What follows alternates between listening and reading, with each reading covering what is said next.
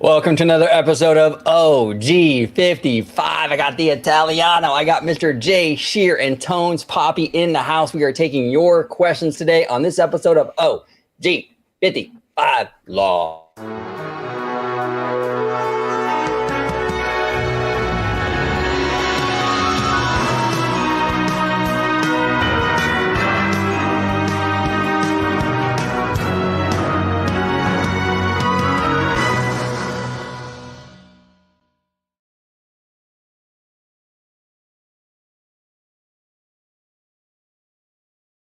Welcome aboard, everybody, to OG55 Live. We are taking all your questions. We got a lot of great questions actually already in chat. We got Matthew Murr, TS Wade, CSRS, Girly Nerd, Seymour Duck in the house. We'll be taking all your questions tonight. But before we do, I want to introduce my fantastic panel. We got George, the Italiano, in a fedora. How are you, sir? Doing good. Not too bad. Still trying to fight through this allergy cold, but I think honestly, once I get down into the Florida weather and everything, as it always happens, it clears up in two shakes of a lamb's tail. So. There you go. Is that a Pennsylvania thing? 2 shakes of a lamb's tail, George? I guess so. I've used it all my life. Does anybody else use it? I need to start writing this shit down. No. Bro. Okay, then I guess so. And where can the good folks at home find you, George? You can find me on X, formerly known as Twitter, at Disney George. You could also find me on Instagram under the Disney Italiano. And you could also find me right here on my home base at Orange Grove 55 with Citrus Corner, with all that sweet, juicy, but sometimes sticky Disney news and info. And really quick, not only am I known as the Disney Italiano, but especially at one of my jobs, I'm also known as Sweet George. George, you are such a sweetie. You're an absolute sweetie. We love you. We all call George that. Yeah. We do. That's his name behind the scenes. We all say, "Hey, sweetie, what's up?" Tonez Poppy is in the house. It's always a pleasure having you on, brother. Always good seeing you guys, man. You know, I was planning on doing a huge live sometime soon, so make sure you guys are make sure you three. I know Jay's gonna be moving here soon, but I want to do a huge live, and I want to do the Disney thing again, but I want to mix it up with Pixar as well. Because I was planning this out, and I want you guys to do it because I think that would be such an amazing video. But let's do it. Always good talking to you guys, man. Appreciate you guys for having me on as always. Yeah, absolutely. Where can they find you on social media, sir? Yeah, Tonez_TV on all platforms. Go ahead and follow my YouTube channel, Bat.Studio, where we do TV reviews, movie reviews, trailer reactions, stuff like that. So go to Bat.Studios on YouTube. There we go. And last, but certainly not least, we have award-winning director, Jay Sherer. Hey, look, it is a pleasure to be here. I was pretty stoked about that award. What can I say? It was. I really wanted to get. We came in 4 finalist categories, and I really wanted to get best short because it's kind of like indicative of all the people who were involved. But what are you gonna do? They said best first time director, and I'll take it. So cool. Your short film it was amazing. No Vacancy. You could all check it out on the members tier. We did like a watch party, and your cast and crew is absolutely top notch. We had such a ball, I love and so much. Yeah. So much talent, and just amazing group of people. You know. Yeah. Thank you. Yeah, it was so fun. And it's always fun to be with you guys. So thanks for having me on. I am going to have at one point. You see my studio is completely taken down. I have a totally different microphone that I'm working with right now. But eventually, it will all be back up, and I will have my first time director award in the background somewhere. So there you go. Yes, I love it. Yes. Where can everybody find you at home on social media, Jay? Well, I'm mostly only on Twitter in the DMs with these guys, like just messing around. But you can find me on YouTube here on the Orange Grove 55 channel with the Story Geeks. In fact, we have a new episode that's supposed to come out, but we had to reschedule it. So we got one on the Rocketeer that we're going to do. And you can also find me on How Stories Work with Jay Sherer. And that I'm just talking about storytelling, how storytelling is done, what works, what doesn't work, and those kind of things. And I explain a lot of movies over there. So There we go. There we go. All right. Can I ask a quick question real quick? Yeah. Do you get to know where you finalized, like on the other tiers or the other things you were finalists for? Oh, that's a good question. Okay, so the way that they do it is that they just announce finalists, right? So they say, here are the 5 finalists for each of these categories. And we were finalists in best screenplay, best short, best first time director, and best trailer. And so, and best trailer is like, okay, that's cool, but like not, that's like the least cool of all 3 of them. We got honorable mention, which basically means like second place. Got honorable mention for best screenplay, and then I got the winning. I won first place for. By the way, first time I've won second place, third place, been in the semifinals. I've never gotten the first place trophy like before. This is the first time ever. That's so awesome. Pretty fun. We're proud of you, brother. We support you 1000%, and we loved No Vacancy. So you guys are the best. You guys are the best. I always love talking to you guys about it. So should we dive right in? I don't know where George went. Maybe he had to go pee or something. I don't know. So we'll continue. He'll be back. Mr. Matthew Murr, all the way from the UK, sending €5. Matthew, thank you so much, brother, for all your support. Matthew's a very, very passionate Disney fan, by the way. Really, really passionate fan. Great guy. Great guy. Do you think Disney Animation Studios might greenlit more original content now that Jared Bush has taken over as the chief creative officer? I'm curious what your thoughts are on that, Jay. Like, what do you think? I mean, we heard the news today, which is actually a little bit on the surprising side for me. I'll kind of get into that in a second, but like, Jared is taking over now, right? He did Zootopia and Encanto, and Jennifer Lee didn't get fired, but she's kind of just going to handle like the directing stuff with like Frozen and all that, right? But what do you think? I mean, do you think Jared, based on what we know, that we might get some original stuff, or is it going to be sort of the same MO because it's more about what Burbank kind of wants? Yeah, that's a really good question. Okay, so let's break this down in a few different ways. First of all, I think we have to say that this is likely a very good move on Disney's part. And I say this largely because they recently came out with an article about how involved Pete Docter was in Inside Out 2. So why am I bringing this up? Because Pete Docter, Jessica Lee, like I don't get why bring these two up in context. Well, if you have your top leader of the studio getting involved in specific projects at a really high level so that those projects do better, that's not something that you want to continue for a long period of time, because that puts like so much pressure. It's kind of like the Kevin Feige situation. Marvel started going kind of off the rails when Kevin Feige couldn't get involved in all the projects because there was too many projects going on. So what you don't want to do is you don't want to overwhelm your leadership with being over so many projects. So I think it's actually a really smart move, and good for Jessica Lee for not being like, this is a demotion or something, and being willing to get onto a creative team like that. Like that's a cool decision, and I think that we should actually give her credit for that. Now, what will Jared do when he takes over? Here's the problem that Disney's faced with. Alia, shout out to Alia. We talk about this a lot, and we've been talking about this for the last 2 years. The budgets need to come down in order for them to make more profit, right? But in the meantime, as they've had these big projects with big budgets, we've heard Iger say, and I agree with him, these have to be of high quality, because we can't put out something with a really high budget that it goes nowhere.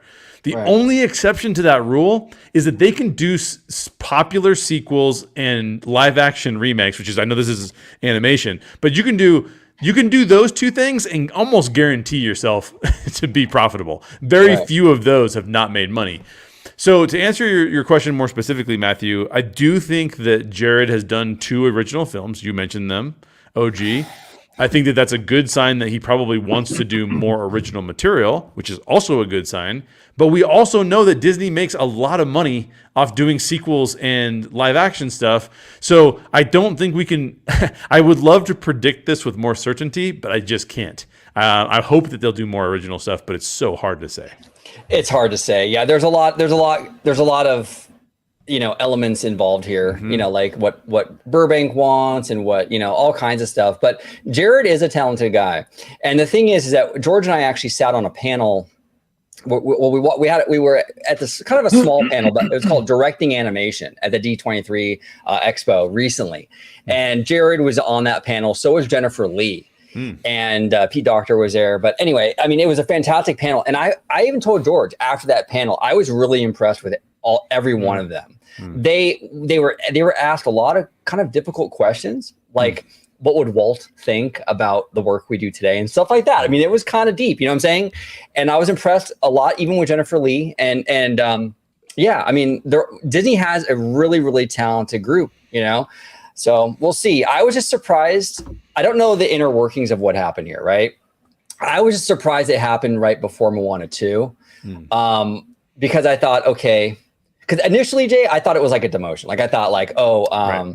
She got demoted and, you know, and so that's why I was a little bit like, why now? Because give her a chance to see, let's see how Moana 2 does, right? And then our friend Alia in the DMs was saying, well, like, hold on a second. Moana 2 was a show. That really wasn't like on her watch until like way later on. So it's not really her thing anyway. So even if it does well, it doesn't really bode for what like her management style, right? But aside from that, though, you bring up a great point with like, maybe because she's working on these Frozen films, you're right. Maybe it was sort of like a mutual decision to sort of like have her step down because you don't want to stretch people too thin. And I'm sure, like you said, with Kevin Feige and how that whole thing went down, they probably learned their lesson with that. So yeah.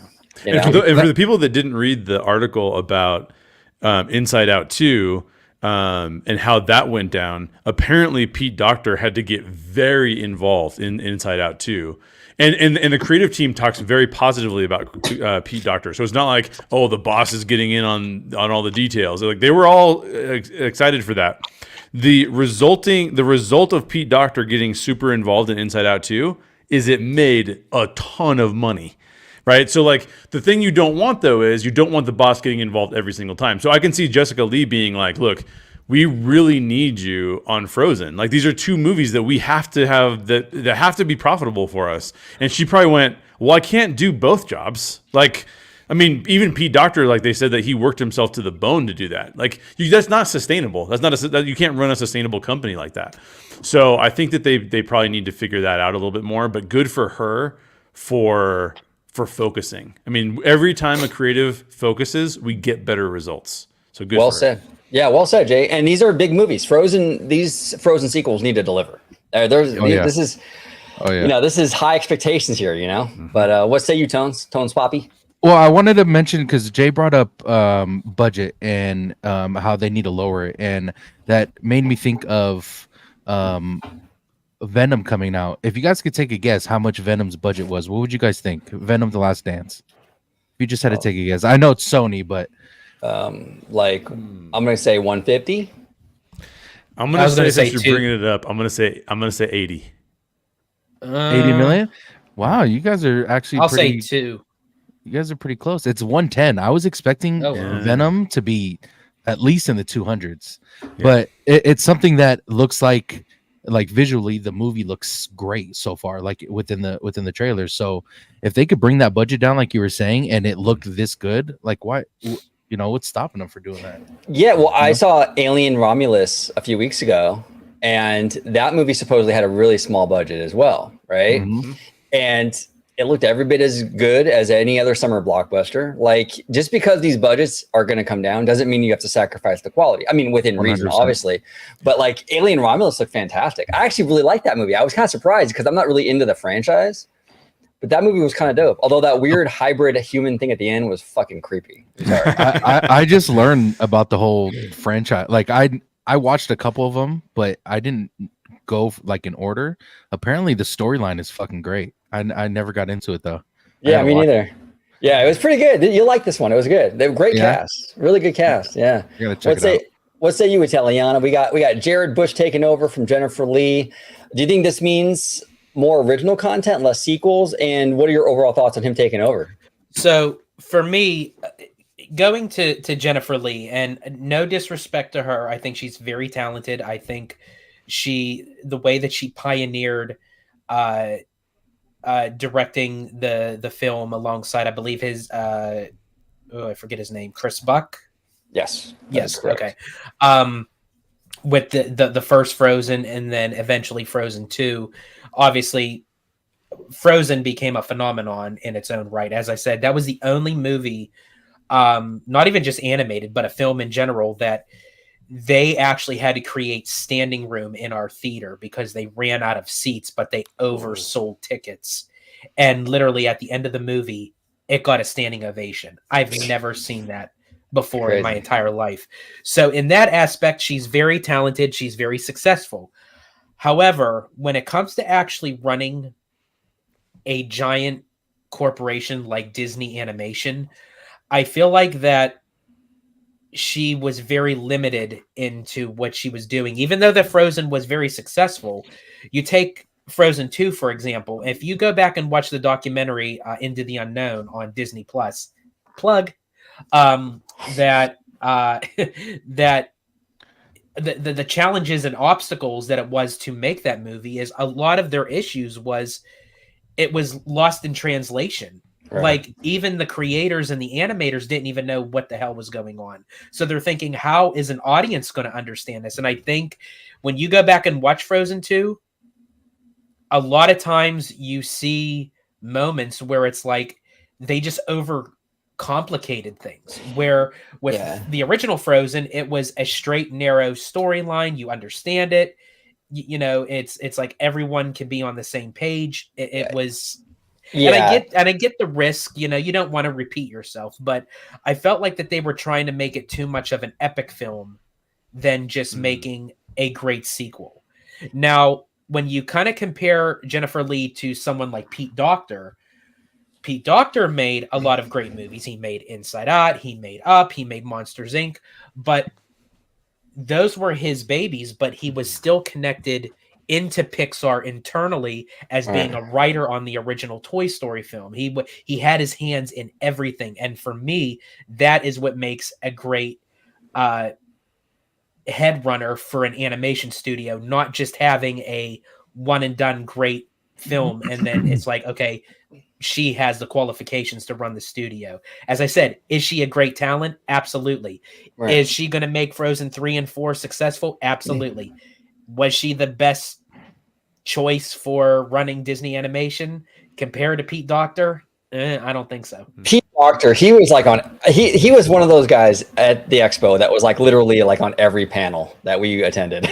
Like he was everywhere. But the thing about Pete that I love is he's just such a nerd about stuff. Like you can tell Pete is such an animation head. He loves this stuff. And when he talks about it, he's so passionate. He knows his stuff. I don't know. I think Disney's really lucky to have him. I told Ford that after the expo. I said Pete Docter is an absolute rock star, an absolute rock star. Really quick, OG, if you could just save this question really quick. I just have to bring this person on because I haven't seen them in a while, and just have to say hello. Oh my gosh, Wicked Virtue. What is up? A live stream, yes. Hey guys, what's going on, Wicked? We got to get Wicked back on the channel again very, very soon. Very good to see you, Wicked. Appreciate you. Thank you for joining us today. CSRS, a takeaway from D23 2024 is that there will be far less clone lands. What will determine what resort gets what land? Now, this is interesting, right?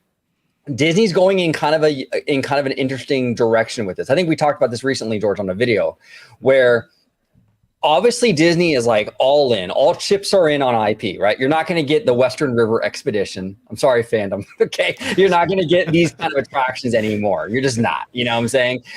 But what they are doing is they're going to give you these IP properties, these IP lands, but they're going to give you original stories behind these IP lands or IP attractions. So it's kind of a good little compromise, which I actually kind of like. I think that's kind of clever, actually. I think it's kind of cool. That's why I don't really have an issue with Cars Land in a way coming to Magic Kingdom. I had a big problem with it coming if it was going to be a Radiator Springs Racers Light or just a mirror image of Cars Land over a DCA. But the fact that this is going to be they're utilizing the same IP, but a completely different storyline, a completely different look, as long as it fits well with the transition from Big Thunder and what have you, I'm cool with it. Yeah. I like the, you know, look, and Disney has dabbled in this before in the past with like Indiana Jones Adventure. I mean, in the Indiana Jones movies, there was not a Temple of the Forbidden Eye. but they crafted this original story for this attraction. I like that. And Star Tours did the same thing back in the day. There was none of that stuff was canon back then. They created Rex and all that stuff just for the ride. And it expanded that franchise out, I think. And now look, it's a risk. It is a risk. I mean, it doesn't always land, but I think it's kind of cool. I like that. I think it's more ambitious, and I think it's more creative than just kind of doing like a book report style attraction. But I just have a quick question. Sure. When he mentions that there will be far less clone lands, did they had mentioned something about potential lands being cloned? Is that why they had to come out and say that there will be less? No, well, fans have been complaining about cloning for a long time. Personally, Yeah. I don't really care about that. Like, because if you're gonna give us something here in California that saves me a plane ticket to Florida or Tokyo, I'm good with that. Right. You know what I'm saying? And I think most normies don't like jet set across the world and do all this stuff. I mean, like the diehard fans are different than the normies, and I think the diehard fans kind of forget that a lot of times. But it's been kind of an ongoing complaint with the fandom. But they're definitely moving in a new direction with these cloned rides. These clone lands are not really. They're not doing it like they used to do it. So we'll see. We'll see if this kind of continues. What say you, Mr. J. Sheer? I think this is a fantastic announcement. See, I'm opposite of you, OG, especially now that I'm not in California. So I'm in the middle. I can go to either one if I want to, right? You're the family from Colorado, Chase. I'm from the family from Colorado, and I'm not George, where I go like once a month, but I will like every few years I'll go to one of them. But I like the fact that there's separation. I like the fact that if I want to ride Tower of Terror, I've got to go to Florida now, and that there's something different that we have in California. I think that's a cool. I think it's cool to differentiate the experiences a little bit more. And so I think this is a great announcement. I think that when we get announcements like this, that we're getting separation, it does a couple things. First of all, and part of what is going to answer this question, CS, is that how does Disney determine what will go where? Well, let's break that down. Yes, part of it is art and what works in what spaces, right? So will this work in this space or will it not work in this space? I've heard some people complain that actually Galaxy's Edge was put in Disneyland because it just feels like it's too different to be in Disneyland, and Disneyland is this like classic place with this now new thing. So artistic relevance and whether or not it fits is important, but let's not forget that a lot of this is determined by potential revenue generated by the entity. So, for example, if I'm Disney and I'm looking at what am I going to do in the Magic Kingdom right now, and I have a list of projects in front of me, and I go, you know what's made DCA a lot of money? Cars Land. But we don't want to repeat Cars Land because that's just too much. So what exactly are we going to do here? And they can redo a different type of Cars area. And don't forget, it's not just about will you buy a ticket. That's not what revenue looks like for Disney. Revenue also looks like for Disney, can we theme a restaurant around this where people will pay? And will people buy merch after they go to this land? So that's one of the preeminent decisions that's going to be considered by Disney in this kind of situation. And I think, counter to OG's point a little bit, there's more revenue to be had if I go to both parks on the East Coast and the West Coast. So I think I would like to have it all in one place, but since we got two places, I think they're probably gonna. So yeah, I don't know anything else other than that though, right? Like there's a bunch of theories you could say, but it's all going to come down to revenue. Yeah, and why they choose I don't know about necessarily CSRS why they choose where things are going to go. I mean, there is a cultural element as well. Obviously, culturally, like Tokyo, Japan's going to be different than Orlando and things like that. So I think there is a cultural element involved in some of these decisions. But aside from that, I mean, you look at, like, for example, the Magic Kingdom. Mm-hmm. They're getting Cars and they're getting villains. Okay. Mm-hmm. Both of these franchises are merchandise kings. Absolutely. 100%, right? Like Cars, from what I'm hearing, moves all kinds of merch. There's no shock that they would want to push Cars more on that East Coast, right? Villains is a massive $1 billion franchise akin to the Princesses. Mm-hmm. So This is that's a big deciding factor in this whole equation. Tones Poppy, before we move on to 6 Miles Tall, anything you want to add on these lands and kind of building different lands in different resorts, or as a normie, like how do you feel about it? I mean, like I've only been to Disneyland, so I feel kind of like I'm biased on that. Yeah. So like if they were to clone stuff, it would be great for me because I've only been to one Disneyland. So like OG said, it's like if you could take a land from someone else and clone it to this one, like I don't have to travel to freaking Florida anymore, So yeah, I'm kind of in the same boat as you for sure. Yeah, with me, I'm sorry, I'm on with Jay is because I love the differentiation of when I'm going to Disneyland, I know what's at Disneyland that separates from Walt Disney World. Now, when it comes to the international parks, I can somewhat see maybe there's a little bit of a stretch line there, where it's like I would like to see maybe something like the Enchanted Tale of Beauty and the Beast. I would absolutely, if they put that in one of the domestic parks, Disneyland or Walt Disney World, I'd be ecstatic. However, if they don't, I have no problem with, maybe saving up some money and, taking a Tokyo trip to experience that. My thing is, I just wish that Disney would utilize the Renaissance era, just anything in the domestic parks. Yeah, Lion King, Beauty and the Beast. We got Mermaid, so that's cool. It only took like how long? In '89, what the movie was in '89, and we got the attraction in 2011. Way too long, but we need more Renaissance for sure. Go ahead, Tones Poppy. No, I was gonna say, have you guys been overseas yet to any parks? Not yet. No, not yet. We gotta go. Shit, it's probably cheaper for you to travel to overseas nowadays, George. You know what I'm saying? To go to these parks. I mean, a Tokyo Disneyland ticket is like $70. It's crazy, bro. It's crazy. I would have been there twice. It's probably even cheaper for me because I'm going to be a one-way trip. Before you move on real quick, OG, I just have to give both you and George a shout out because you mentioned something at the beginning about culture of the park. Yes. And you guys have been calling the Coco attraction at DCA for how long, dude? Like, and it's a perfect fit for DCA too. So shout out to you guys because you guys called it. Yeah, thank you. Yeah, it's perfect for California. It's perfect for California and perfect for DCA. Yep. So it's going to be. I think it's a beautiful addition. I'm really looking forward to that. Speaking of which, I think maybe has some thoughts on Tones and Coco, if I'm not mistaken. Is that true? Tones, Bobby? Revoking your card because you haven't seen Coco. Yes, because I haven't seen it from your last live. Yes, I remember that. Any plans on seeing it or?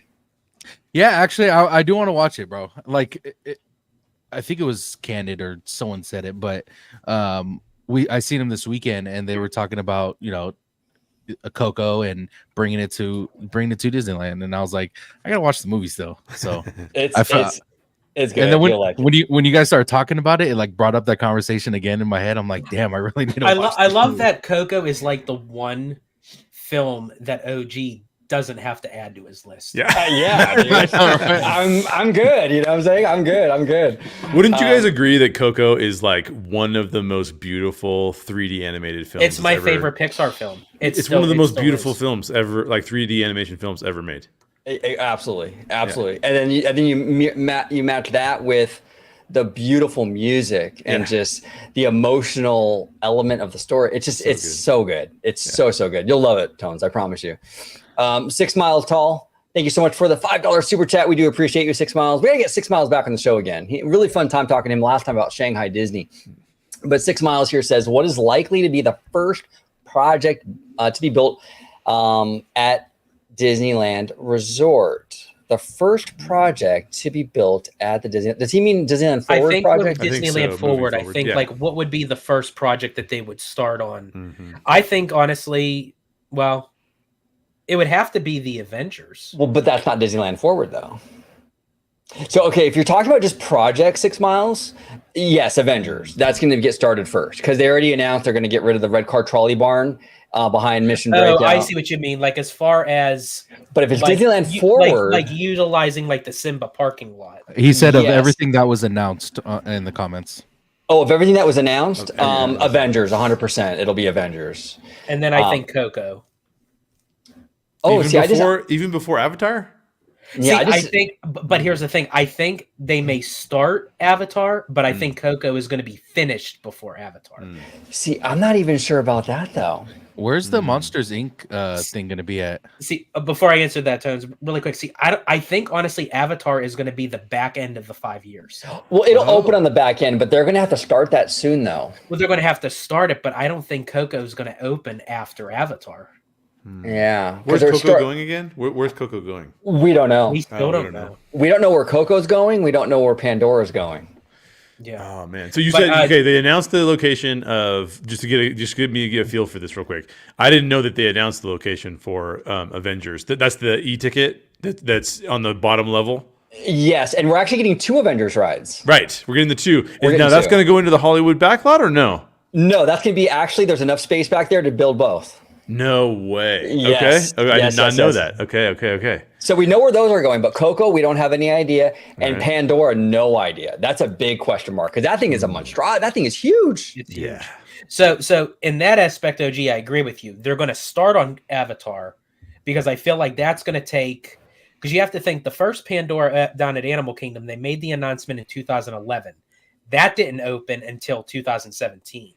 Right. So you're looking at like a 6-year project. So I think honestly they'll probably start Avatar I think sometime in 2025, but I don't think it's going to open until almost like 2029 2030. Okay. But see, I think Coco is going to open before. Yeah, it might. It's going to be close though, because if you don't start Coco until 2026, you're already like a year or more out already. You know what I'm saying? Oh, gee, I already made Disney stop the red card trolleys. Why are we even having this conversation? I know he did. George tweeted out when he was at DCA. This goddamn trolley keeps getting in my way. Every time I'm down here, this thing's gonna hit me. 2 days later, they announced that they're getting rid of the trolley. That's all that special access, George, man. I don't know what's going on over here with you, bro. That's special access. I will say that if we take just a little snapshot of George right now, he sort of looks like he's planning to build Jurassic Park. Exactly. I could see this theme park just ruminating in his head right now. Yeah, but exactly. But Tones, to answer your question, Monsters Inc. is going to go into Hollywood Studios. Gotcha. Okay. Yep. Monsters Inc. is going to go into Hollywood. Which again, another project we have no idea where it's going. We have no idea. And if they replace the Muppets area in that park, the fans are going to lose their minds in not a good way. So we'll see. We'll see. They will drain rivers of America. Oh, wait a minute. Too soon. Too soon. Sorry, I just had to bring this up real quick. Oh yeah, he is. He's totally Hammond. He's Hammond. He's Hammond. 100%. I love your avatar too, by the way, Dragon Blood. That's pretty dope. Pretty dope. T.S. Wade, I still don't know if I want Dana Walden to be the next CEO of Disney. This is loaded. This is a loaded question right here. I've heard she rigged the presidential debate. I don't know. Maybe I worry too much. We've talked about this a lot in the DMs, Jay. Yes, we have. This is a very interesting topic. I think it's hers to lose, but I'll start with you, Jay. What are your thoughts on this? And we'll kind of go around. I was saying, who was I talking to about this? Orange Bird on Twitter. Oh, Seymour is amazing. I talk to Seymour all day long. Shout out to Seymour. Yes. I was talking to Orange Bird on X about this, and he and I both agreed that we would prefer an outsider to come in to run Disney. Yeah. I do think of all the internal candidates, Dana Walden is by far the best. And let me say this, T.S. Wade. This will make you feel a little bit better about Dana Walden. I was concerned about Dana Walden because I had heard about her connections to Kamala Harris. They're really good friends. I had heard I had seen a few interviews with her, and Dana Walden feels very Hollywood-ish, which as a person who interacts with Hollywood people, that's not a bad thing. But as a Disney fan, it's like, well, will a Hollywood person understand the parks? Right? I think that's the big question. Will Dana Walden be a good leader of the parks?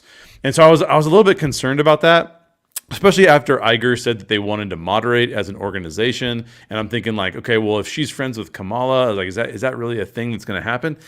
Well, I will tell you this. I found an interview of hers that I shared with these guys where she was talking about working for the Murdochs and the Fox network.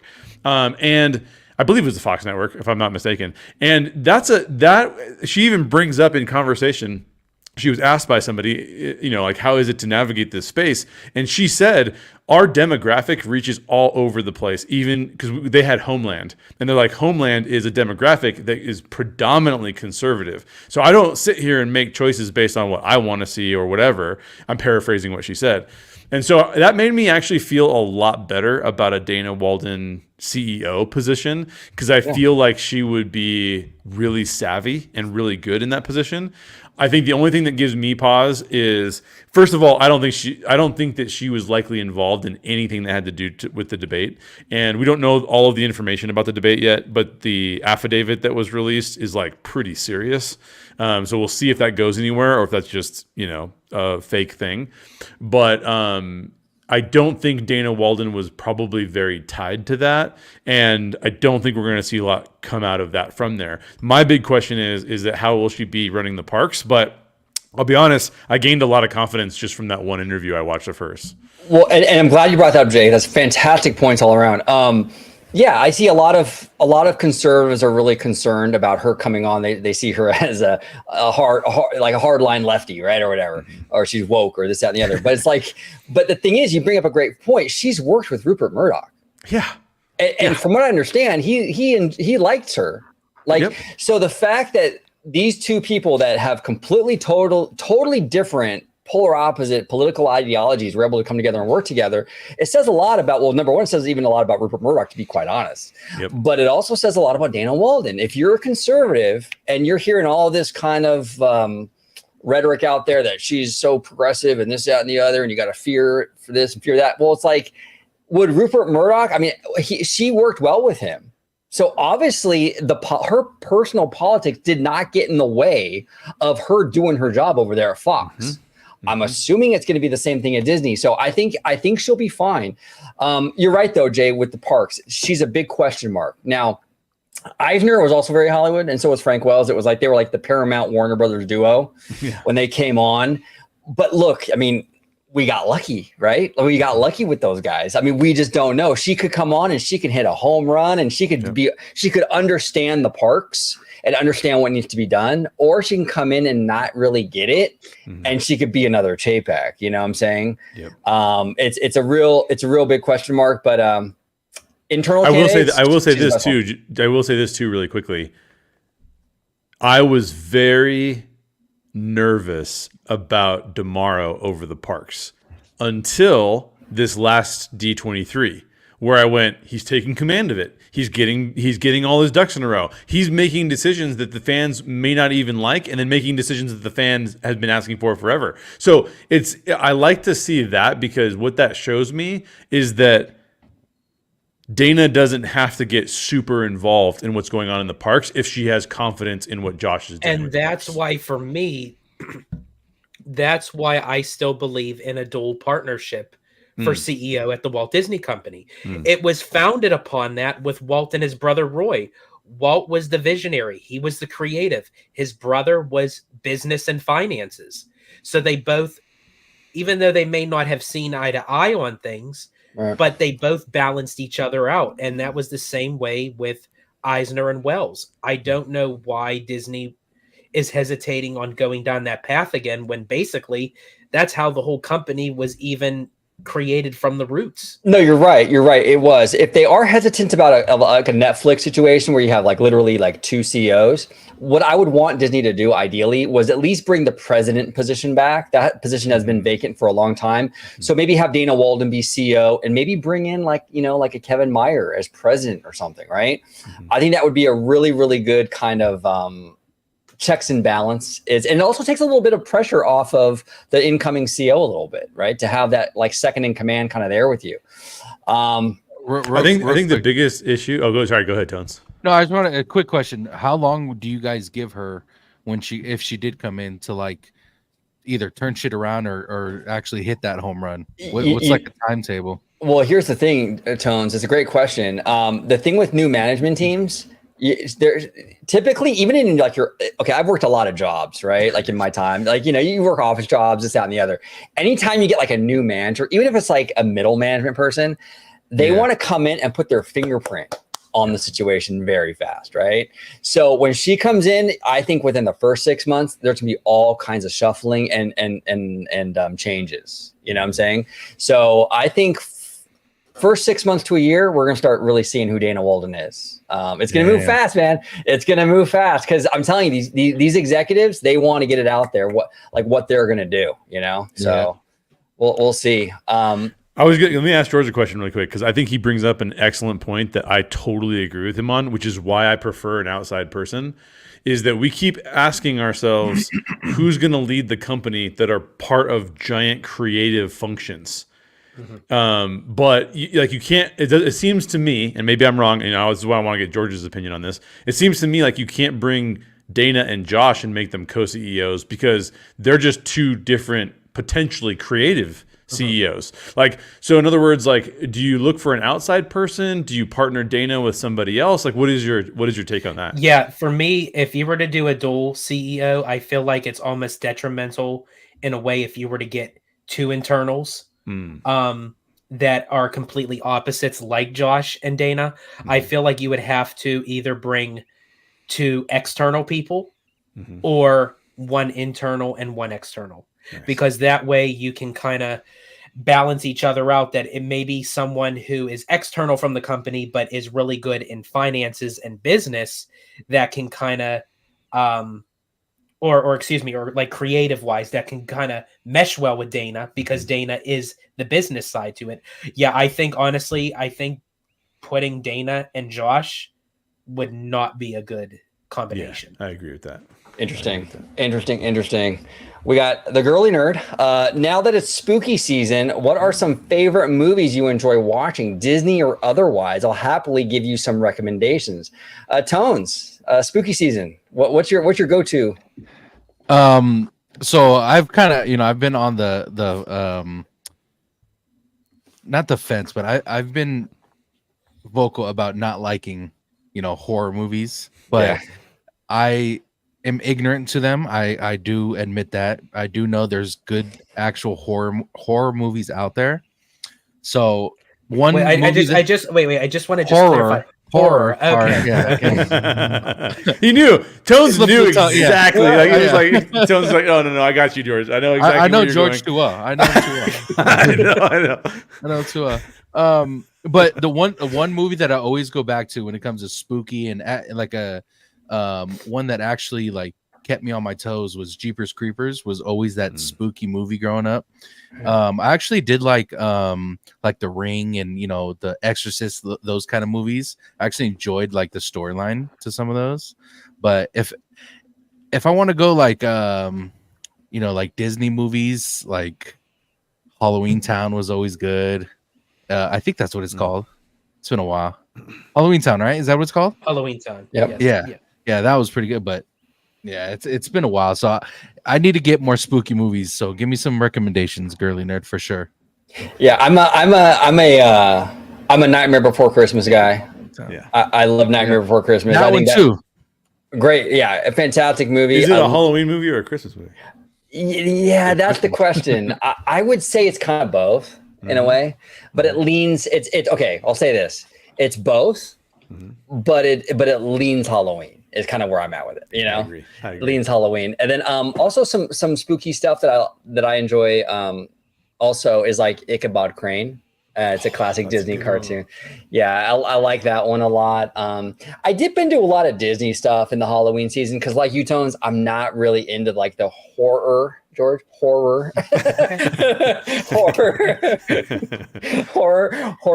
movies. I don't like that jump scare stuff. It's just, I don't know. Yeah. I feel like with horror movies, the problem with those movies is that they don't even really scare me because it's so obnoxious. Like, for example, a movie like Jurassic Park, when those kids were in the kitchen and their hearts were beating and they were hiding from those raptors, that scares me more than any horror movie. You know what I'm saying? So horror movies just get a little too in your face with the jump scares and stuff. Something like Jurassic Park is actually more, for me personally, more scary. But But yeah, anyway, not to digress. I like a lot of Disney stuff when it comes to Halloween. I think that's kind of fun. See, no, because I had a whole like complete list. Because if we were going to talk about what it sounded like it was going to be, like I had my whole list. I had Bikini Airways, Busty Cops #2. Like I had like Busty Cops 2. Fuck. That's horrible. Oh man. You guys remember that movie The Hills Have Eyes? Yes. Oh, yes. Yeah. But wait, real quick. Yeah. They renamed it an adult movie that like years ago called The Hills Have Thighs. That's great, dude. That's great. But being that we're speaking of horror, for me, I kind of go back and forth, like, because I do love like the Disney, like. Oh, real quick, not to interrupt you, George, but Tones, on the Hills Have Thighs. It wasn't the fog that was thick, huh? On that one? No, not at all. sorry. I never seen it, but someone showed me it. It was the funniest shit ever, bro. Oh my god, that's fantastic. Go ahead, George. I'm sorry. So I agree. Like I love The Nightmare Before Christmas. I kind of take it a little bit of a hybrid as both Halloween and Christmas. I love the Halloween Town movies. I particularly love Halloween Town 2, Calabar's Revenge, because Kimberly J. Brown, who plays Marnie, she actually married the actor who played Calabar's son many years later. So they were teenagers in this movie, but now they're actually their husband and wife now. So see that's a Georgeism. He That's knows totally all George. this random information. Like it's hilarious. For those of you who haven't seen, become a member so Yep. you can see No Vacancy. But literally, we have somebody. I think Sam is probably in her early 20s or something, and George literally goes, "Did you play this one random character in a movie 10 years ago when you were 12?" And she was like, the actress was like, "What? Yes, I did play that role." Like George, the mind of George is it just like a steel trap, dude. It remembers everything. I appreciate it, but yeah, it was an episode of NCIS. An episode. Yes. An episode. Yeah, she wasn't even a main character. The 2-minute cameo she was in, dude. Yeah. But I also enjoy but thank you, Jay. I appreciate it. Yes, like my mind is like, as I said, we actually touched upon this even very briefly that the show OG and I did with Mr. Webba, where we're talking about going deep of like near-death experiences and the afterlife and everything. That was such a good video, bro. Very good. Anyone who hasn't seen it yet, I guarantee you, it's the length of Titanic, but I guarantee you it's worth it. But I touch upon briefly of how I have a photogenic memory. So that is like partially why like I can remember very, very discrete details in something, like where I can look at somebody's face and say, I know them, I know where I've seen them. And then I have to just take myself back into a moment where it's like I can remember a certain time where I can remember the details, and it's like, okay, now I know where I've seen that person. Wow. They were on this show, they were on this movie, or they were so it was a nice little tie-in I just had to just mention. But getting back to the question really quick, I also love not necessarily like really like gory or kind of like demonic, like creepy movies like Mama and like Paranormal Activities. Like I don't do that shit. Like I don't touch it. But I do love slasher films. I love like Michael Myers. I love Chucky.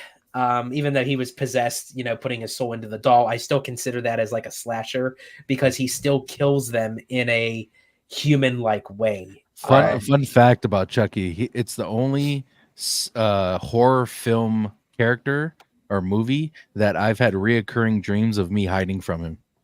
I've never had that. Yeah, and I wasn't even scared of the movie. I thought it was like a dumb movie, like running away from a doll. Like I wasn't scared of it, which was crazy, but it's the only dream that I have that I'm freaking running away from him. And I'm hiding in a couch, like in between the cushions, looking there's at there's got to be some underlying meaning to that. Probably. There's got to be shit. some underlying meaning to that. Absolutely. We got Mr. Seymour Duck in the house. Always good to see Mr. Seymour Duck. I love that avatar too, by the way, Seymour. That's great. Absolutely great. That's the first face reveal of Seymour. That's him, exactly. That's him in real life. Absolutely. He's the model for the Mighty Ducks logo. That's what's so crazy about it. Yeah, absolutely. But Seymour says here, it was Orange Grove all along. Love it. Thank you so much, Seymour. We appreciate you, brother. Seymour is a beloved member of the OG55 team and family. And we got a new member here. Who is this guy? Some How random stories guy, dude. work with Jay Sherer has become a member. Awesome, Jay. Awesome. But speaking of award-winning directors, Jay Sherer. I like the drop. You gotta hype it. It. Maybe here it says, "Oh my God, is that Jay award-winning director?" I'm sorry. Oh my God, is that award-winning director Jay? It absolutely is. I think honestly, we might just have to keep that his music. So like, that should just be his. So every time he comes on, it's award-winning director Jay Sherer. And then like I just come up from behind the desk and just, with like a sequin cape, you know. yeah, yeah, fur coat. That's awesome. That's awesome. Kevin Davis here says Dana Walden frontrunner to be next Disney CEO. I'm not shocked or surprised. Yeah, I'm kind of thinking she is. I mean, I kind of think she is. Who else is out there? What are the other candidates? As we call him, Daddy Josh, Josh Giamaro, the guy who runs the parks. Alan Berman, he does the studio side. Tom Staggs and Kevin Meyer, they used to work at Disney. Tom Staggs was the parks guy and the chief the chief financial officer, but he left Disney, but he's like a consultant now. He's on the list. And so is Kevin Meyer, who was Bob Iger's acquisition guy. See, now to Jay's point and to his question to me earlier, I feel like Kevin and Tom I wanted Tom Staggs to be CEO the first time when the board screwed him out of that position, because I think he would have been a great CEO. But I feel like Tom and Kevin, if they were to do a dual partnership for CEO, they would actually be, I think, perfect, because they used to work in the company. They know the roundabouts of how it functions, but yet now they aren't internally in there now. So they've worked on many other projects, many other deals within other companies. So I feel like that their widespread of knowledge of coming back into the company, I think, would benefit based off of their knowledge of what they learned after leaving Disney. Yeah, no, I love those guys and I hope they get it. I don't feel like I don't think it's going to happen. I think it is Dana, but I do prefer that. I agree. Yeah, it's not going to happen because it would be the best decision. So that's why it's not going to happen. Right, exactly. I like that. I like that thinking a lot, but I got another question for you guys. What do you think happens? Let's just say it is Kevin and Tom. Tom Staggs. Tom? Yeah, Tom and Kevin. Because I love that. I love that duo too, George. I'm right with George about this. But what do you think happens? I mean, under Iger, instead of focusing a little bit more on succession, which we have not heard hardly anything about, everything that we're talking about now is suppositions. We don't know that Dana Walden's in the lead, right? Like that's just the general feel of everyone around. How do you feel if we've got Josh tomorrow going out and announcing all of these parks updates? We've seen a bunch of the slate coming out for films. And yet, OG, you said it, and George, you hinted at it. When new people come in, they like to mess shit up. So here's my question. Are all of the things that were announced even going to get done? Because is the new person going to come in and change things? That's my fear. That's my biggest fear. No matter who, even if Dana gets in, I just hope that whoever they're in talks with, because obviously I think they have an idea of who it's going to be. They may even know already. We don't know. But there's talks and communications within the company. I just hope that they are all on the same page, that it's like once Iger steps down, whoever does take into that role understands the fact that it was a complete shit show for the last 4 years. Don't do anything to fuck it up that you're going to then backtrack and screw everything up. So I hope that they are very clear on that to whoever takes that position. Here is a little bit of reassurance to both of you gentlemen, is the timing. Oh, if we're talking about park stuff, like worried about the park stuff that they had just announced. If we're talking timing, okay, let's say Dana, right? Hypothetical, Dana. So Bob Iger, from what I understand, isn't leaving until the end of 2026. Right. By the end of 2026, a lot of these projects are in full swing already. I know the Avengers stuff is ready to break ground pretty soon. They're probably already started on like Pandora. A lot of the Walt Disney World stuff, they already have the staging area for the Tropical Americas, for Animal Kingdom, the construction staging area. I think these projects, these next 5 years, I think they're pretty solidly locked in. Just because the timeline, by the time she gets in, it's kind of too late to pull out. I think we're okay. But after this 5 years, what gets announced and what happens? And I said pull out, Tones. I'm such a dirty mind. I'm sorry, bro. No, you're good. After I said, I was going to say it, but Tones beat me to it. So. I knew it. After I said pull out, I gotta be on my game with George in the panel. Exactly. I'll just add this. I think that you're 100% right about that, OG. This is my one concern about Bob Iger. I have been a Bob Iger fan. I was a little bit disappointed with how he treated Chapek. And if you read a little bit more about it, he was like, I'm going to look over your shoulder, even though I've handed the reins over to you, which I do not want to see that happen again. Look, we already know that Iger is on his way out. We know that Disney kind of reinvents itself in different decades. We are past the time where Iger is the guy who's leading us through the next decade. It's somebody else. And my concern is that Disney, meaning Iger and Iger's board, which Iger has been very influential in curating, let's be honest. Oh, yeah. Will make a decision that is like, how do we continue Iger's legacy, as opposed to turning the Walt Disney Company over to another set of people who can make it theirs, and then in so doing, bring about the next decade that we're supposed to see from Disney. And that's why I'm with George, because I feel like I don't want to see this like, oh, hey, we're just trying to maintain what Iger has put together. I want to see what's next, what's after Iger. That's fair. Yeah, that's fair. Yeah, I want to see whoever the next CEO is. I want to see them have a little bit of ambition, and I want them to take some risks.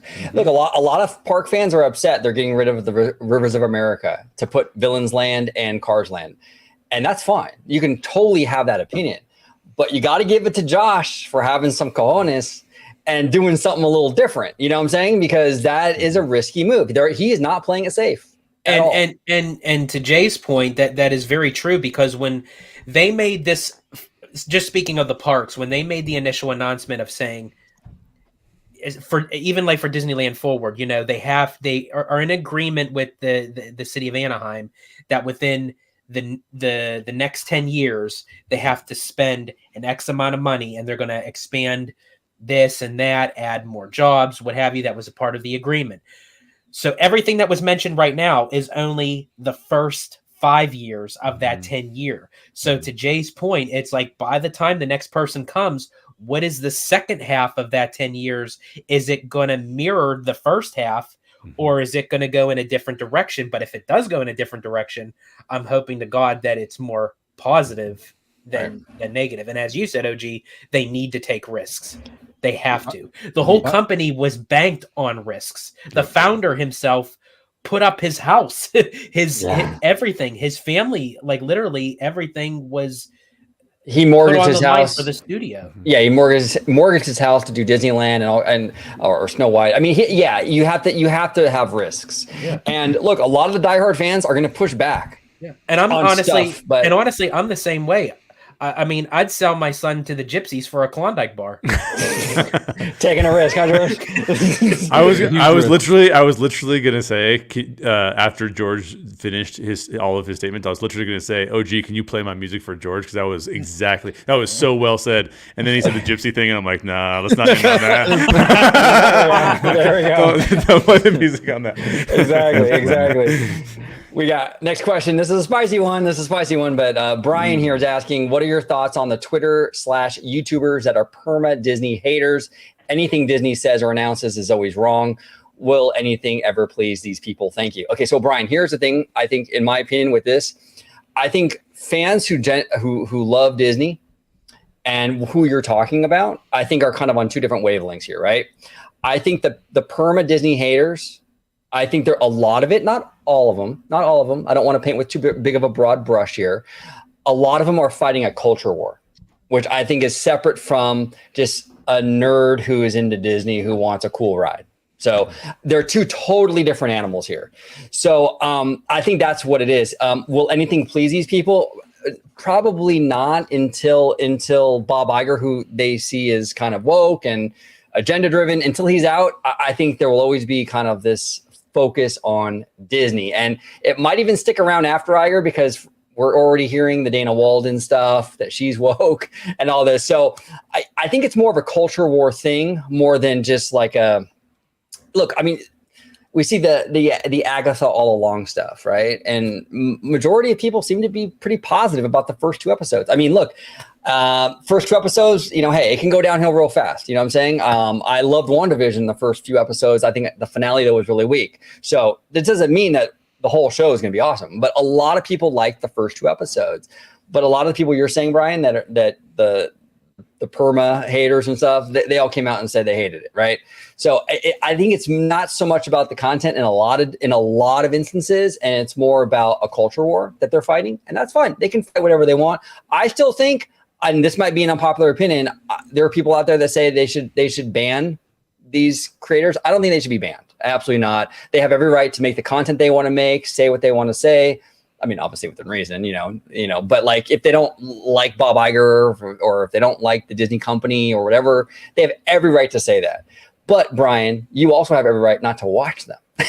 So if you don't like them, I would just not watch them, because the more you feed into that and give them the views and the AdSense and all that, the more you encourage it and the more of it's sustained. So just vote with your wallet essentially, or vote with your attention. And if these people annoy you, and a lot of times it annoys me too, I will say, Brian, but you just have to mute and maybe just not watch them on YouTube, and just understand that this is their battle that they're fighting, and kind of move on. I mean, I do agree with you, OG, like for the most part, but I mean, I'm going to paint a little bit too, because I mean, I have to admit I have a pretty big brush, but I mean, I just say honestly, just ban them all. I don't give a shit. Thanks for painting that picture, George. I appreciate that. Can we capture Tone's reaction to that? Because that was priceless. That was a priceless reaction. Perfect. Oh, What say you, Tones Poppy? I mean, look, and it's not even Disney. Disney. No, yeah, and I wanted to touch on that. Because I'm kind of fighting my war right now with House of the Dragon people that hated House of the Dragon, because these people who are gonna hate, you're not gonna change their mind. It's just like a presidential whatever candidate you like, you're never gonna change their mind on anything. That's just how it is. That's why I don't really get into politics, because you can never have a cordial conversation with someone when it comes to stuff like that. So when it comes to these Twitter people, I mean, Twitter I wouldn't put as in the same category as YouTubers, because Twitter is just a cesspool of nasty people. But YouTubers, they actually have their face on the camera and they're talking. Well, most of them have their face on the camera talking, and you're never going to change their minds. And and like you said, there's a culture or a what's the war you said? Culture war that they're fighting right now. And you're never going to change their mind unless you sit down with them and actually, like, I only see this happening if someone from Disney actually sat down with these haters and answered their questions. That would be the only reason that you can change their mind, in my opinion. And now I'm not as too into it as you guys, and seeing the hate and the hate that's going on within Disney. But from my experience with House of the Dragon, it's like they're set on what happened in Game of Thrones season 8, and they're not going to like House of the Dragon or any project that comes out when it comes to Game of Thrones universe. So I'm assuming it's pretty much the same thing with Disney, as far as you're just never going to change their mind unless something drastic happens to where they're like, oh, okay. But do you guys really see that happening? I personally don't. Yeah, I agree 100%. What say you, Mr. J. Sheer? Oh, I have so many thoughts on this topic. I'll try not to go for too long. The first thing I'll say is this. Most critique in the modern day is no longer educated, intelligent critique. It is most now associated with, I can build a team because I have a shared opinion as other people around me, right? So it used to be that there's actually a whole podcast. I forget the name of the podcast, but this podcast is about how society has lost referees at large. Right. And what I mean, but what he means by that is there's all of these roles that we have become very individualistic as a society, and we all want to have our own things and be our own ways, and we don't want any referees to tell us that we're not supposed to be that way. And so what that's done is, we along with social media, it's like taken this mass market of opinions you would never get. My example is this: when I was a kid growing up in the 80s and 90s, if I wanted to hear my friend's opinion on a movie, he had to have gone and seen the movie first. Then he has to, I have to see him at some point in time. I might not see him till a month after the movie comes out. Right. And then I'm like, hey, bro, what did you think of the movie? And I'm getting one guy's opinion at a time. And by the way, I was a nerd as a kid because I've always liked filmmaking. And I was watching Entertainment Tonight, and I was watching Ebert and Roper, and I was watching Siskel and Ebert before that. Like, I watched that stuff because I was always interested in it. Here's the thing. Those were the only guys giving their opinions, right? Like, unless your friends actually saw it, like, you only had to deal with maybe 15 opinions of other people around you. Now you're having to deal with hundreds and thousands of opinions. It's a different environment. It's a different world. Oh, yeah. And so people try to build teams, because when people build teams, teams get money. If I'm on a team, I then can go, hey, you guys are all on my team. We should all band together. You guys want to be members of my channel? Do you guys want to agree with what I agree with? Do we want to put out what we want to put out? So there's two things I think that I see today when it comes to the haters. One of which I'm slightly more okay with than the other one, but they're both annoying. One is that, and this is to a certain extent, most of us fall into this bucket. We want something to be what matches our hopes and dreams for what the thing. So, for example, you have a guy like Star Wars Theory, or you have a guy like Star Wars Explained, and those two are at each other's throats. What are they talking about?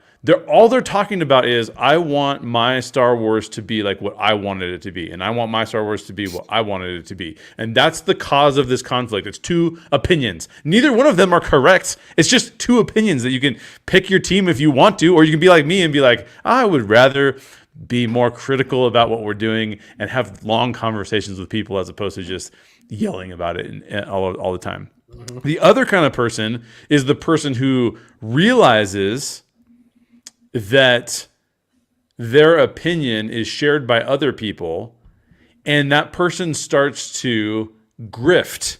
So you can't. It's hard to say that someone who wants Star Wars to be a certain way, the way that they want it to be, it's hard to say that they're grifting because they're just a fan that wants it to be a certain kind of way. There's another kind of person who says, "Oh, wait a minute. When I talk about this, it gets other people to come onto the channel, it gets other clicks, it gets other views, and now I make money when 100%. I do this. Yes. So therefore, I'm doing this." And then Jay, there's a vested personal interest to keep the outrage machine going. Yep. So these things have to suck, because that's the revenue maker. That's the gravy train. We have to keep our audience upset with this thing, you know? But on another hand, though, if you are a true watcher of that person who dislikes something, but you continuously see them hating on something that most majority people liked, like, that's when you need to click in your head, like, okay, this dude isn't a good creator. He's a negative person who makes content about this subject. And I think that's what's being, missed, is people still will watch this person hating on something, even though in my head I thought it was good. You know what I'm saying? And you could tell they're just hating for no reason and nitpicking the little things about this project. And I think that's what is being missed right there too. Yeah, and audiences aren't stupid. People can smell fake. I mean, if for example, if you genuinely dislike something that everyone else loves, I think the audience will be like, hey, I don't agree, but I can tell this person just genuinely feels that way. But a lot of these, and to your point, Tones, a lot of these channels or haters or whatever, it's not that. You can tell this is a shtick. This is a thing that they're doing to like garner the eyeballs. You know what I'm saying? There's a guy that a content creator I absolutely love, Josh, Den of Nerds. I love this guy. Oh yeah, I love him. And he very often has opinions that run counter to everybody else. You know what I'm saying? But I never question Josh. I always think Josh is a guy who is an actual like just nerd of it. He's a nerd and a fan of stuff, and he just genuinely just doesn't like the thing, and he's just gonna say it. He doesn't care, or he'll like something that everyone else doesn't like. But I never question his kind of motives because he feels authentic, and it feels like this is just how this guy feels. Where some people, it just feels like a shtick. Like I'm supposed to hate it, so I'm gonna say I hate it. My audience is gonna love that, and the whole thing. And on Twitter, like I said, it's just like a. But one thing that I hate about Twitter is if you have a conversation with some people. I'm not going to say most because it's probably, most, but we'll go with some. But they never articulate what they dislike. No, and I think that's why I hate Twitter so much. Tons, I just have to say you're a very generous guy. Yeah, I know. Right? Well, and just to back off of what Tones just said, just remember when you're on Twitter, not everyone who's engaging in the topic is even doing so from an authentic perspective, because there's a lot of bots out there, and there's a lot of also hate farms. Like I'm not spreading misinformation. I'm not coming. Like literally, there have been farms of rooms and rooms of people that are hired by foreign countries to sow disseed in the United States. So if it's Star Wars, they don't care if it's political. They're just going like, hey, look, Star Wars is a really big topic where people are getting mad at each other. We should go in and jump in on all of these topics and tell these people that they're idiots so that it gets worse. That's a real thing. So just keep in mind that like you might not even be interacting with a real authentic person. You might just be operating with a foreign troll or a domestic troll. And that's not even worth your time. No. Yeah, I got anxiety disorder, man. I can't be doing it. I don't even go on Twitter as much. I'm still on it. I'm mostly just in the DMs with people I love, like you guys and stuff. But I don't really venture out too much into the timeline anymore because it's too much of a source of stress for me. It's not even worth it. And I think it's gotten a lot worse in the past couple of years. And I think it's only going to get worse as we get closer to the election. It's going to become unbearable, I think, in the next month or two. But Lucas here, friend of the channel. Lucas is in the house. Lucas and Disney, $10 super chat. Thank you so much, Lucas. We appreciate you. Always very generous, Lucas. We love you. He says here, I agree and disagree with OG. Don't ban them, but don't pay them at all. Let them go back to minimum wage. Working. See, Lucas doesn't hold back. Lucas, and let them see how harsh reality is with all the hate campaigns they spewed. Okay, so here's the thing, Lucas. We actually aren't too far apart on this. I said don't ban them, and I stand by that. I think they should be able to have a platform and say how much they hate Bob Iger every day, and that's fine. But getting paid is a completely different animal.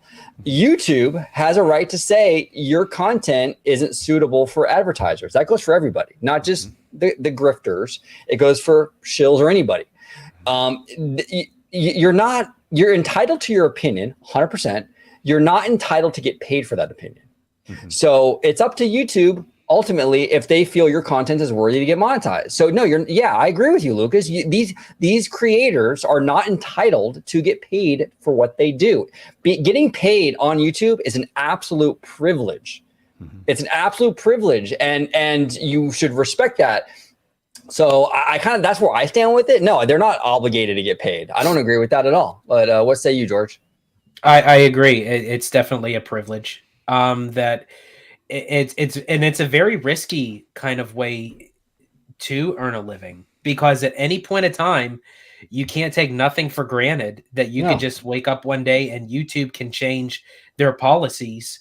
And In the words of Here we go. Sword in the Stone, snick, snack, snarl.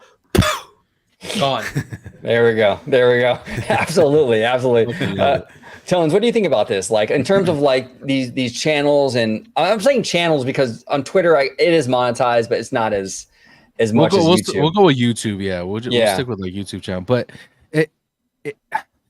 it is a privilege, like you guys said, and I'm grateful that I'm now a YouTube partner and all that stuff, and I feel grateful. But some of these people who've been doing it a while and kind of got the used to the algorithm and and the kind of content they put out, they feel privileged now. They feel like they are owed everything in the world now. And I think I agree with you, Lucas. Don't ban them. I always have a thing on my channels where I go through my comments. The moment you start disrespecting me and my community or my my friends or whatever the case may be, is when I start to ban people. But if you dislike something and you tell me, even if you call me an idiot, like if you tell me why you don't like something, I don't even mind that. Like you can call me names all you want, just don't come for anyone else besides me. You know what I'm saying? I don't ban people like that. But like you said, it's like these channels, they feel so entitled to get everything, and they're just going to keep doing it until one day, bam, it's taken from them. Yeah. And Jay, what are your thoughts on this, brother? Oh, hell no. Yeah. What I happened? was laughing at this too, and George just put it up. Hilarious. Hawk Huey on the mic. Hilarious. That is so funny. That is so good. Perfect, maybe. Absolutely perfect. I feel like maybe he needs to do stand-up comedy, dude. Oh, for sure. Yeah. She has me cracking up literally every single day. Yeah. Every single day. What say you, Jay, in terms of banning the grifters and getting paid? Is it the same thing or different? What's your take on this? So, okay. We live in a country with free speech. Right. You should be allowed to say whatever you want to. People are allowed to say whatever they want to. Elon Musk, as an example. If our boy Seymour is in the chat, he'll back me up on this.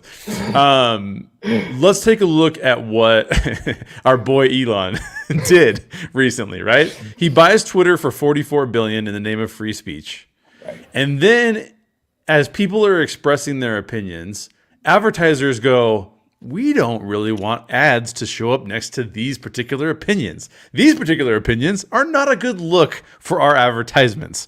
Perhaps we should no longer advertise on Twitter. Then Elon, really artfully and just from a really strong business standpoint, tells all of those people to go fuck themselves. and then they decide not to put any more ads on. Yeah, literally. And they decide not to put any more ads on the platform. My point is this. The business model that exists for content creators, and you've got 4 of them right here. The business model that exists for content creators is that it's not like there's this pile of money that they distribute to channels just because those channels get views. The way that it works is channels get views, and then what happens when channels get views? You've got eyeballs that can see advertisements. And if those people do not want to advertise on those channels, it does not matter how many views you get. The only way to monetize yourself at that point is to do a Patreon thing. And we all know is very few people that can make their living off of a Patreon thing. Mm-hmm. So it all comes down to the business model. I think free speech is a good thing. I don't think we should ban anybody. But that, just like OG is saying, that does not give you a right to earn ad money.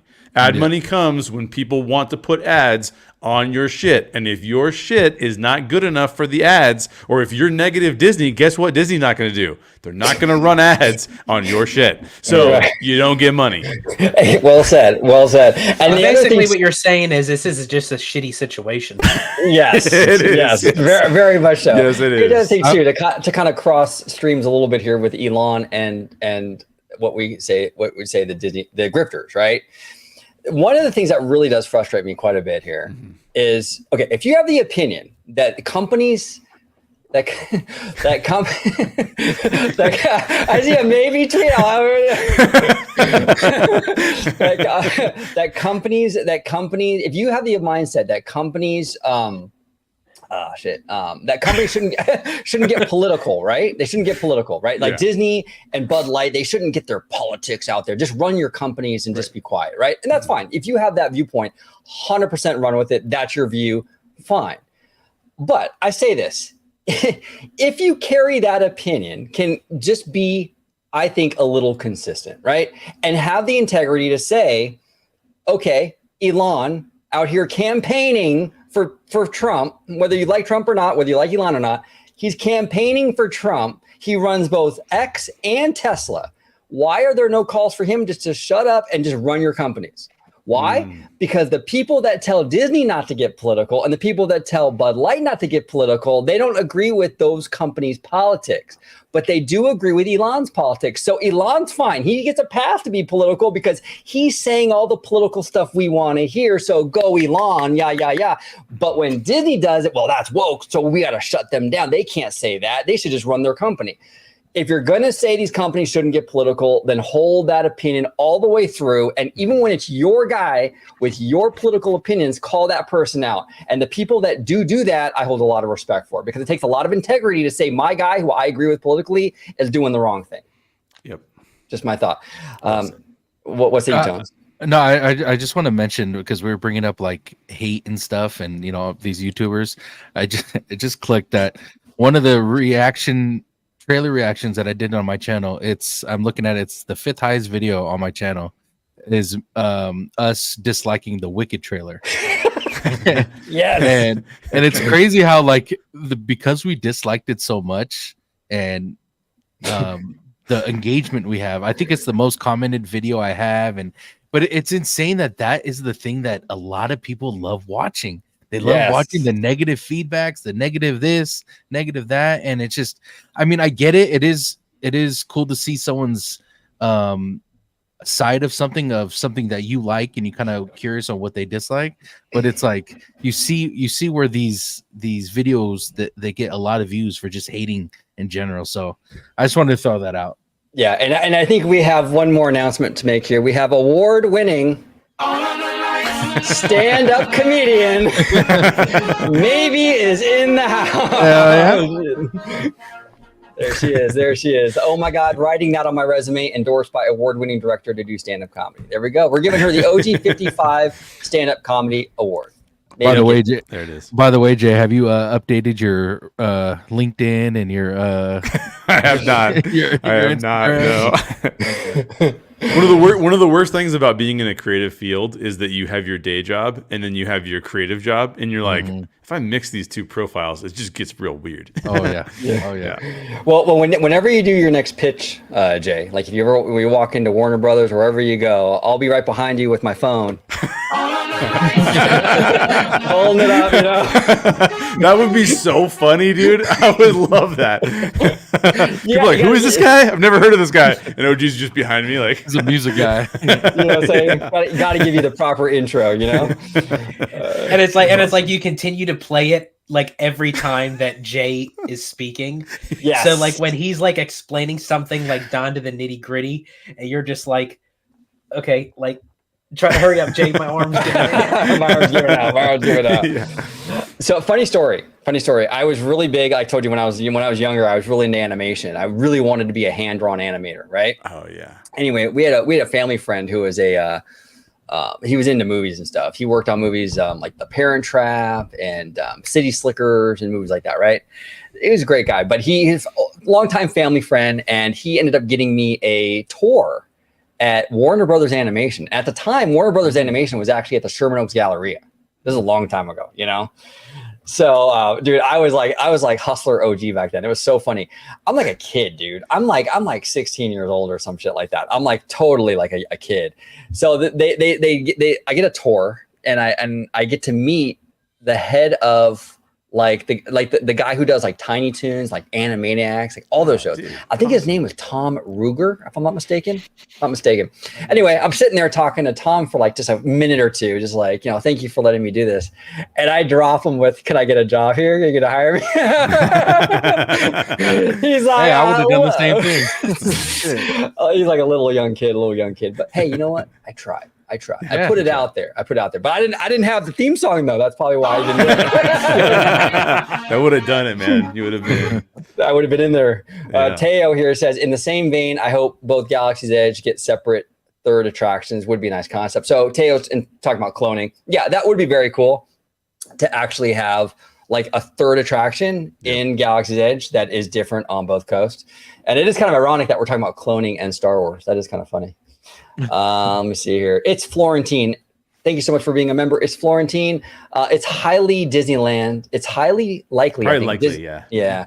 Disneyland will get a Frozen Land and or attraction on the next sequels or original, and not like Orlando and International Parks gotten. I would agree with you, Florentine. I think we're getting something based on the sequels, kind of similar to Pandora. We're getting based on Way of Water and the sequels. I think even the third and fourth films are involved with our land.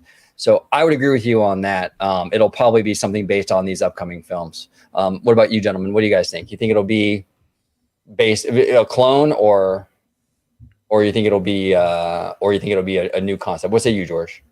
I think honestly, it depends on when they would start the process for Disneyland, because we know that they're heavily focused on DCA right now, and I truly believe somewhere Frozen is going to end up in Disneyland. It may not. It actually, Frozen might be part of the Disneyland Forward over at the Simba parking lot, depending on what DCA is going to eventually become. But I think Frozen is more of that, musical fairy tale kind of feel that would fit better in Disneyland. So I would say, depending on the timeline of when they would actually start that, they may create a whole new Frozen land just for Disneyland, depending on what is to become of Frozen 3 and 4. Interesting. What say you, Mr. Sheer? You know what? I don't have an opinion on this one, to be honest. Like, I think that what you guys are saying makes a lot of sense. And if you have 4 or 5 movies, it feels like the parks need to reflect that.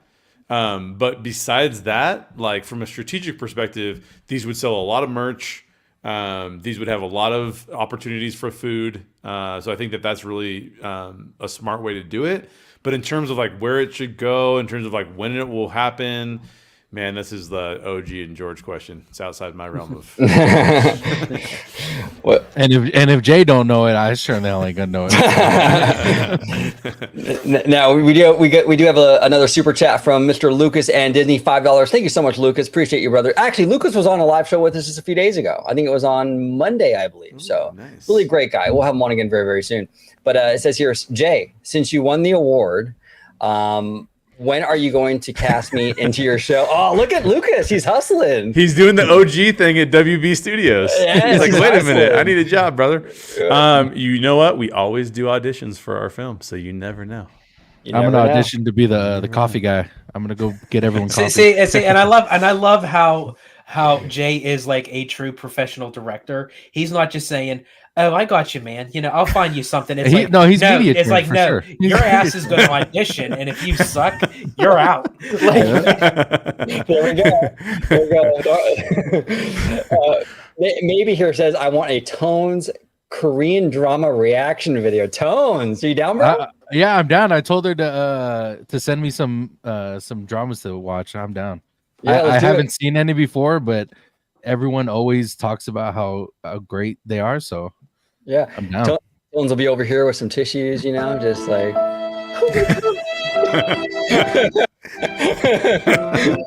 No, but actually, Tonez and I did a couple K-pop reactions. That was fun. That one day with Made in '93. That was fun. Yeah, that was a lot of fun. Yeah, we reacted to I think Baby Monster and Yuki. It was a lot of fun. We had a great time. Brian here says, "Thank you for the beautiful answers, boys. I agree, especially with George. Especially you, George. He agreed with especially you." That's why I brought it up. I actually didn't notice anything else. All I saw was I agree, especially with George, and I thought that was good. There you go. Still annoyed with the perma attitude, a disservice. That's why I watch OG55. Well, thank you so much, Brian. Yeah, we just George, take another piss break. We just want to give our honest reactions to stuff, and we appreciate that you notice that, Brian. It can get a little annoying sometimes when everything is the end of the world and everything sucks and it gets old. Like, but one thing that, I mean, this could be a little biased because you guys are, you know, family, but you guys always articulate what you like and dislike in the respect of a potential changing of mind. Like if you could tell me what I'm not seeing, when you know, you always have that open mind to be like, your mind will be changed. And your channel does that. You guys always talk about the good, the bad, the ugly, but you're not closed-minded to your minds being changed for certain things. So that's why I love you guys as well. Appreciate that, Tom. Thank you very much, brother. Appreciate it. J Brad here says, I have a theory. One of the reasons why angry hate critique videos are so popular. See, it's funny. The angry hate critique videos are popular, and even talking about them is popular. You know, apparently we got a lot of questions. But it says here, why the angry hate critique videos are so popular is because we ourselves are sometimes often pressured to be overly polite and even exhibit toxic positivity in real life. That's interesting. That is, and that's why I'm not. That's why you're not what? That's why I'm not polite. Oh. I think there's also something to it, to human psyche, and they've done studies on this to showcase this too. But the way that the algorithms are set up is that they all try to go after where there's a lot of engagement. And where there's a lot of engagement is, generally speaking, if you see something that you slightly disagree with, or if you see something that you kind of slightly agree with, you tend to not engage. You tend to go, oh, okay. But if you see something that you're diametrically opposed to, or that you're super in favor of, you're like, yeah, this is go get them. This is how I feel. Or you're like, oh, you're an idiot. I can't believe this. Either way, the algorithm is rewarding that behavior because it's engagement. And so that's one of the problems, is that until we get some more sophisticated algorithms that say, you know, just these, and by the way, it's easier to get the hate side of it and to get riled up via the hate side of it than it is to get the other version, the nice version of like, oh, I'm so thrilled. So I think there's a lot of it that goes into it there too. So the algorithms need to be fixed. Yes, they do. One thing I'll kind of add on that is, it sucks that people will make content even though they maybe not feel the way they actually are speaking of. They'll just make it because they know it's going to get views. And that's the hard part to like realize, is we have an obligation for most creators to give your opinion and not worry about how many views you're going to get on that video. And unfortunately, people don't do social media with that kind of mindset, and it kind of sucks, to be honest with you. It does suck. It absolutely sucks. The K-pop videos that we do here on the channel, full disclosure, every one of those is copyrighted, and we make zero money on any of that. Yep. Yes, and a lot of them don't even get views because it's, number one, it's a little bit of a niche thing. You know, we talk mostly Disney, so a lot of people don't even tune into the K-pop stuff. But a lot of times they're blocked in various countries because of the copyright. But we still do them because we just have a ball doing them. It's just fun. What's up, California Dreamin'? No Slimer today, California Dreamin'. I'm sorry. your boy Slimer is not in the house today. Now, Tones, we have a lot of K-drama recommendations here. Lucas says hit him up. He's got a bunch. I'll give you his Twitter. I follow him already. Your follow. Seymour says one called Goblin, Guardian, The Lonely and Great God is a great one. And maybe here says the last one I watched was Weak Hero Class 1. So yeah, check him out. Or is it the last one I watched was Weak Hero Class 1? Was we? Oh! I see what you're saying. Don't watch that one because it's weak. I don't know. Maybe we're not sure. Yes. It might be. It was weak. Okay, I see what you're saying, Jay. I think you're right. Actually, I'm actually surprised of the Seymour Duck recommendation. I wasn't expecting that one. I wasn't expecting him to recommend them a K-pop drama or. K-pop. Oh, dude, Seymour is full of surprises. Yeah. Seymour is full of surprises. I mean, this guy is amazing. I mean, Jay and I have an absolute ball with him in the DMs. Yeah, he's the best. he really is. He's awesome. Kaylee is in the chat. Long time no see. Kaylee, two E's. Here we go. What season is it? Well, for me, it's black shirt season, Kaylee. For Tones, you're what, black hoodie season, I guess? I'm going to go into Tones season. Here's my Tones impression. And Kaylee, and cold here, too. And Kaylee, since you've been, I guess you came in a little bit late. Mine is Sweet George. Sweet George season. That's every season, George. Yeah, that's true. That's every season for you, bro. Absolutely. We're gonna kind of close it out. I'll take a couple more. Let me see here. Okay, so Abigail actually says no, it's Weak Hero Class. It is. That's the name. Well, thank you, Abigail. Appreciate you. So it's not Weak. It's Weak Hero Class 1. Is the name. There it is. Gotcha. And gotta concur with this. Seymour's the best. He really is the best. Is the best. legend. The legend. Exactly. Let's see. We got BE53. Facebook is bad too. So many negative titles that don't want to go along with their stories. Interesting. If you want, it's basically Facebook is your aunt being negative. YouTube is 12-year-olds being negative, and Twitter is incels being negative. Pretty much. There's your social media breakdown. Pretty much, man. Pretty much. Yeah, we'll see. I'm actually wanting to do a show with Seymour pretty soon about X and about like the financial health of X, and because he has a Seymour. If you're still in, I think he's in the chat. He's got a prediction that Twitter is going to go down next year. So very curious about that. Actually, if it did go down and it was gone, it would probably make the world a better place. People would probably get along a lot better, I think. So, but everyone, fantastic time. Jay and Tonez, always fun to have you guys on, especially on these lives. Really, really good time. The Italiano, if you let everybody home know where they can find you and your fedora and your shoe rack on social media. Well, you can find all three of us on X, formerly known as Twitter, at Disney George.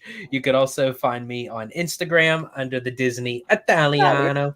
And of course, you can find me right here on my home base at Orange Grove 55 with Citrus Corner with all that sweet, juicy, but sometimes sticky Disney news and info. And you said sticky, George.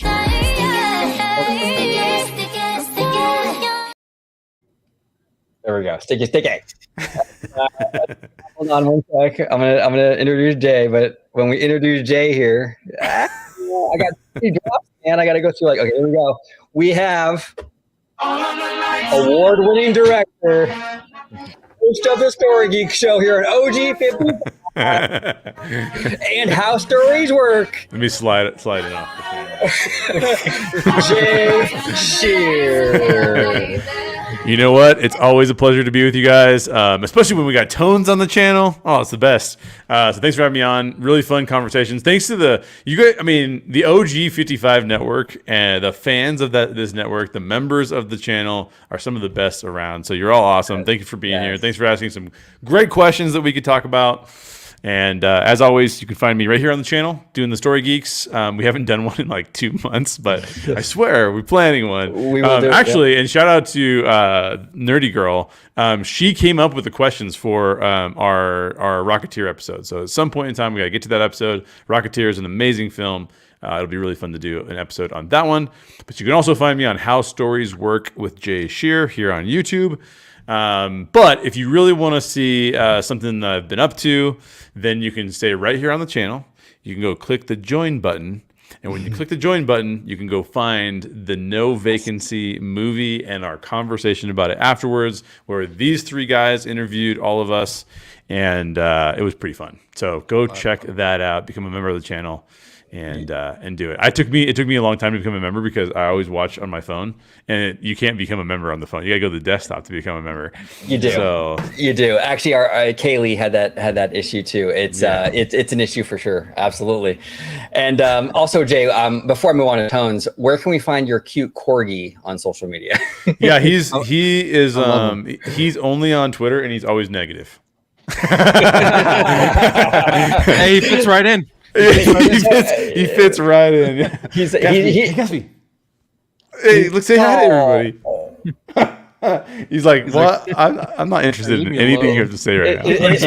Is he a grifter dog? He's hustling over there. He's hustling. He basically hates all the Doberman videos, and he keeps saying, right, oh, they got these long legs. He's just not about it. Yeah, the Pound Puppies cartoon was woke. Yeah, Paw Patrol is so woke. I'm out. I'm out. Oh. He's like Bluey, that bitch. Exactly. Corgi butt. Yeah, we got a corgi butt. Absolutely. We call this look right here. We call this look the peach pancake. Is what we call it. Oh, peaches! Oh, we love peaches here on OG55. We're big peach fans here. Yeah. We know George is because he's talked about it a little bit. Oh, man. Hey, you got to stay on brand. I mean, to have a good set of oranges, you have to have one good peach. Oh, jeez, absolutely. I need. You know what I need? Amen, George. Amen. You know what I need to get on the channel, bro? I got to get peaches and cream on here on my roadcaster. I got to get peaches and cream. That'd be perfect. Absolutely perfect. Shout out to 112. I love them. Tones Poppy. Tones Poppy, where can everybody find you on social media? And it is absolutely Cassandra. it is absolutely a pleasure always, Tones. We love you, man. It's always a good time. No, thank you guys so much for inviting me on. As always, we always have a good time talking to you guys. I gotta be here for George's humor. So thanks again for having me on. I do want to say before I do mention my social medias, Jay, congratulations, brother. All seriousness, you are doing a great job, man. The movie, I gave you my feedback. I loved it. I am praying that it gets even bigger than it already is. So congratulations to you and your team. Great job on that. Thank you, brother. And appreciate you. Of course. Find me on social media, Tones_TV on all platforms. Go follow my YouTube channel. We talk about TV shows, movies, trailer reactions, all that good stuff. So if you guys are interested in that, Bad Thoughts Studios on YouTube. Absolutely. And we haven't done one of these in a while, so why not?